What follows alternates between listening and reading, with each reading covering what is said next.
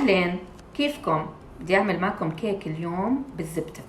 الطبقة المحمرة اللي فيه هي اللي بتميزه، ومن جوا طري وهش جدا جدا جدا. إذا حابين تخزنوها حطوها بمكان فيه مكيف بارد عادي، يعني بحرارة الغرفة العادية الباردة، اوكي. لكن اذا حطيتوه بالثلاجة حيصير قاسي وما حيعجبكم. مثل ما تعودنا مع طبخة منى في خطوات محددة لعمل الكيك. اول شيء بنفتح الفرن. طبعا انا فتحت الفرن النار من اسفل على درجة حرارة 170. مقاس صينيتي 23 ب 13.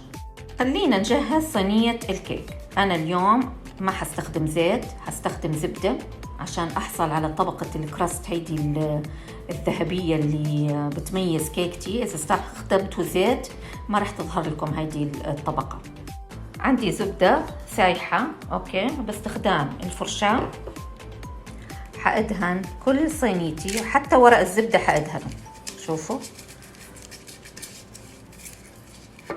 حأدهن ورق الزبدة وارجع اقلبه وارجع يعني ادهنه مرة تانية. انا بهالطريقة بضمن تماما 100% انه كيكتي حتنزل بكل سلاسة وسهولة. اوكي، هلا الطبقة هي الثانية راح ادهنها زبدة. شايفين انا هيدي طريقتي بتجهيز الصينية. طبعا جهزت قالب الكيك خلاص، كل مكان اندهن زبدة. شايفين؟ الان نجي لخليط الكيك. فانا هلا عندي كوب وربع من طحين الكيك، معلقة صغيرة من البيكنج باودر، ربع معلقة صغيرة من الملح، ربع معلقة. شايفين هالقد بس. اوكي، عندي 3/4 كوب من السكر الناعم. الآن عندي 170 جرام من الزبدة اللينة بدرجة حرارة المطبخ. كيف يعني لينة؟ لينة يعني إذا ضغطت عليها شايفين كيف؟ دفعة واحدة على الطحين. الآن الزبدة حتغلف كل حبات الطحين، وهذا اللي بيميز كيكة الزبدة اللي حنعملها اليوم، وحتعطيها طراوة وطعم دايب ذوبان. معلقة من الفانيليا، أنا بحب أضيف معلقة كبيرة صراحة لأني بحب كتير طعم الفانيليا بالكيك. على 3 حبات من البيض بدرجة حرارة المطبخ. أضيف نصه على الطحين واخلطهم لمدة دقيقة كاملة. يا جماعة ضرورية هالخطوة، دقيقة كاملة بنخلط. أوكي، حطيت نص المقدار بس،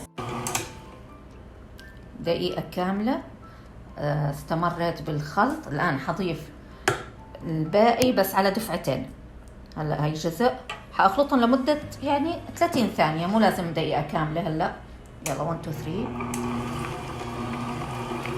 شوفوا ما شاء الله لون الخليط كيف صار على أبيض. هلا حضيف آخر دفعة. طبعا هذا الكيك هيدي هي تفاصيل المهمة اللي فيه، حيطلع معكم كيك عجيب. بسم الله.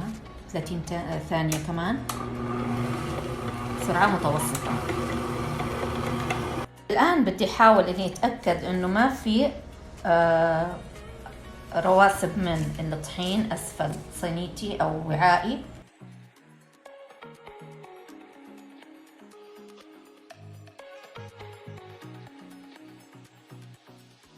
هنحتاج تقريبا من 50 إلى 56 دقيقة حسب الفرن. فأنا هلأ هاخد كيكتي ودخلها الفرن.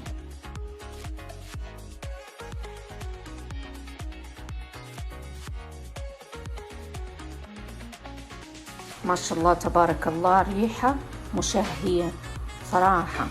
هلا حاتركه 10 دقايق بعدين بنقلب. حاخد أطراف الكيك ودفها شوي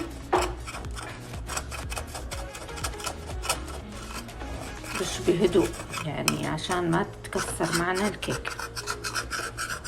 قلبت الكيك وحاتركه يبرد يرتاح، ياخد راحته على شبك زي كده مفتوح ومرتفع شوي عشان لا يرطب الكيك.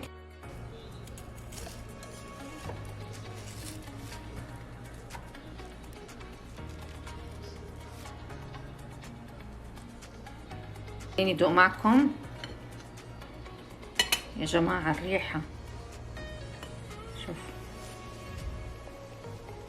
شايفين كتير هش يا جماعة، كتير هش. بسم الله. الله أكبر، طعم الزبدة فيه بياخد العقل.